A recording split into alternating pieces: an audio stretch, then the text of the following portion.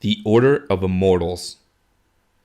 During his time at the hospital, Dacheldor got to know the owner of the establishment. He was a portly human who walked with a cane and wore finely tailored suits. He was not often on the grounds, usually working from some other location, but when he visited, he spent time with Dacheldor, asking about his progress. Dacheldor always found it odd that the owner took such interest in him, but he did not find out why until sometime after his body was fully functional. The owner, a man called Julius, had gained Dacheldor's trust through all their talks, and had even managed to get Dacheldor to go into great detail about his past. He did not share anything about his own, but always seemed sympathetic to Dacheldor's lost powers, in a way that most others would never have been. Dacheldor even cried during a few of their talks, letting down all the emotional barriers he normally held up. One day, when he felt Dacheldor was ready, Julius asked to speak to him privately in the gardens. Dacheldor agreed, and Julius proceeded to show him an amazing feat. He closed his eyes, and the trees and bushes uprooted themselves, traded places, and sat down again. Dacheldor's mouth hung slack. "What if I told you I knew a way you could regain some of your lost abilities?" Julius asked.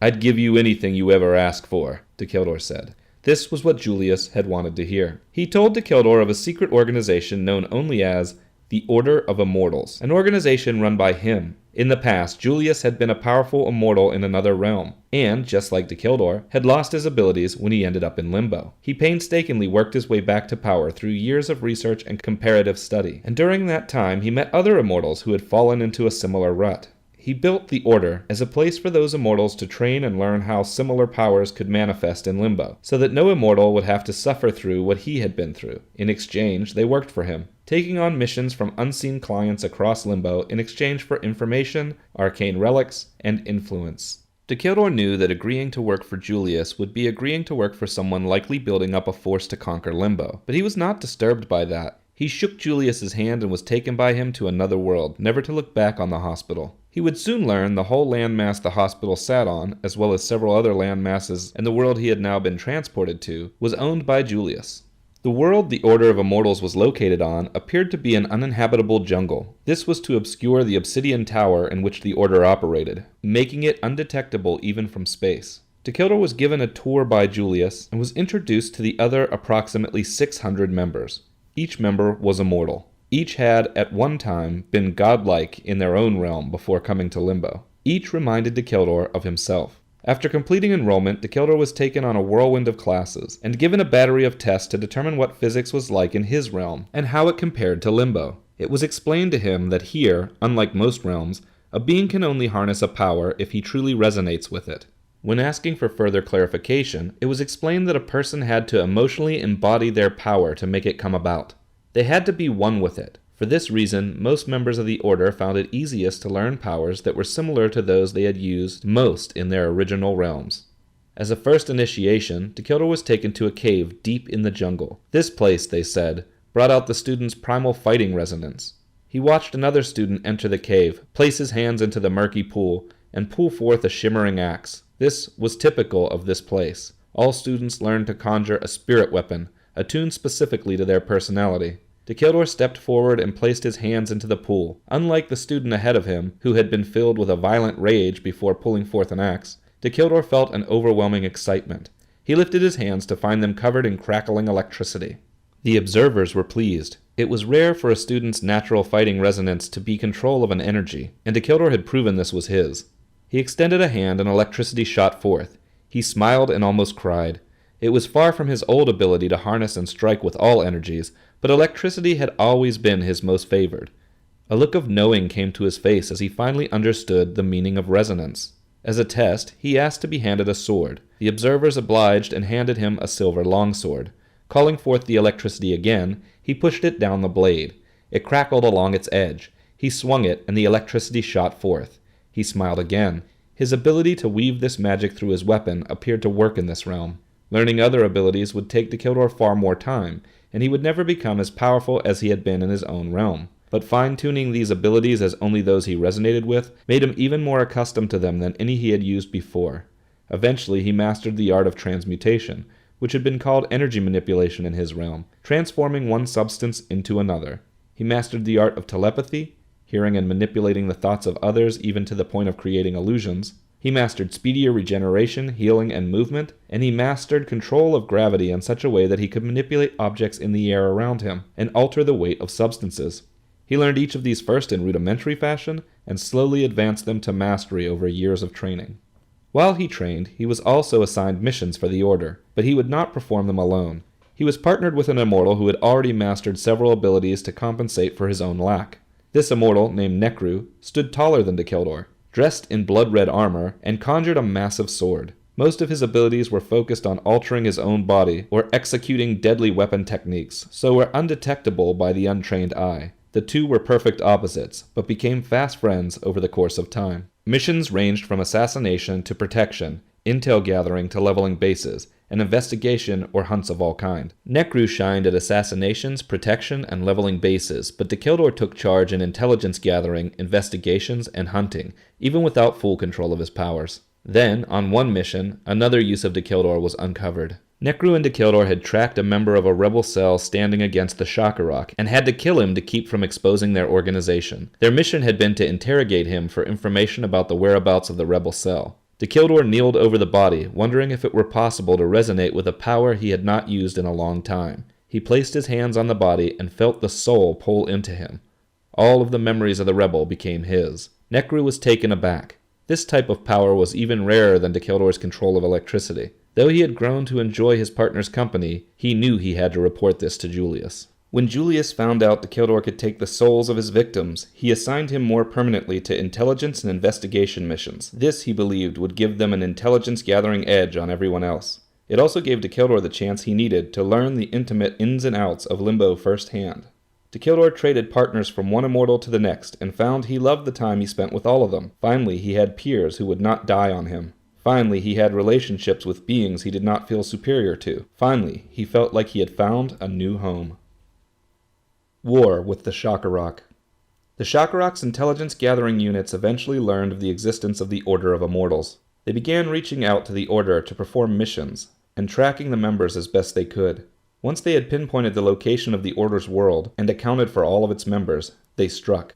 A fleet of battleships filled the night sky, bombarding the world with such heavy cannon fire it reduced the planet to broken chunks of dirt, no larger than a hailstone. The immortals staying there were pulled into the ships through tractor beams before they could fully regenerate, then placed in special confinement cells that nullified their powers. Where they were taken after was unknown. Several dozen immortals, including Dacheldor, were not on the Order's world when this happened. They were attacked individually by beings who could match them in power. Each was subdued with a powerful set of electronic handcuffs that nullified their powers. They were then brought onto a battleship and taken away. Dacheldor and two others were the only ones not subdued. Due to his ability to sense thoughts, Dacheldor heard the enemy coming and managed to get the drop on them. When he dispatched them, he ate their souls and learned of the entire horrifying plot. He also learned that these individuals did not know where the immortals were to be taken. He returned to the world of the Order to find it decimated. Once again able to fly in space without a vehicle, he noticed another flying in the same way. Making his way to him, he discovered it was Necru, who had also escaped the enemy and tortured the truth out of them. They would not discover for some time who the third member to escape was. Necru and Dacheldor swore to find the imprisoned members of the Order, but knew that would take time. They retreated into the area of Limbo that opposed the Shakarok, hoping for asylum, but everywhere they went, they were confronted by the Shakarok's men. They only found true asylum by joining with a military force that was gathering in preparation for an eventual all-out war with the Shakarok. In service to this military, Necru and Dacheldor trained a number of skilled soldiers in the arts of resonance. Though the soldiers were not immortal, they could be trained to harness similar powers to Necru and Dacheldor's. They also worked with the weapon and armor smiths to infuse spiritual properties into their armaments. Through this process, Dacheldor was able to recreate both his spellfire armor and his former weapon, the Demon Edge, in a way that worked in Limbo. Not everyone in this section of Limbo was looking for war with the Shakarok. Many were content to live in a perpetual cold war with the other half of Limbo. The presence of the military had been noted by the Shakarok, but largely ignored up to this point. It was mostly viewed as a needed precaution. Now that soldiers were being trained in resonance magic, the Shakarok could not ignore the military any longer. He launched a full invasion into the other half of Limbo. Fleets of starship lit up the skies. Soldiers of unparalleled training clashed. Mass genocides of entire planets took place, and the military retaliated in equal fashion into the Shakarok's territories. The war devastated every inhabitable space in Limbo. Necru and Dacheldor used this devastation to search for their imprisoned allies.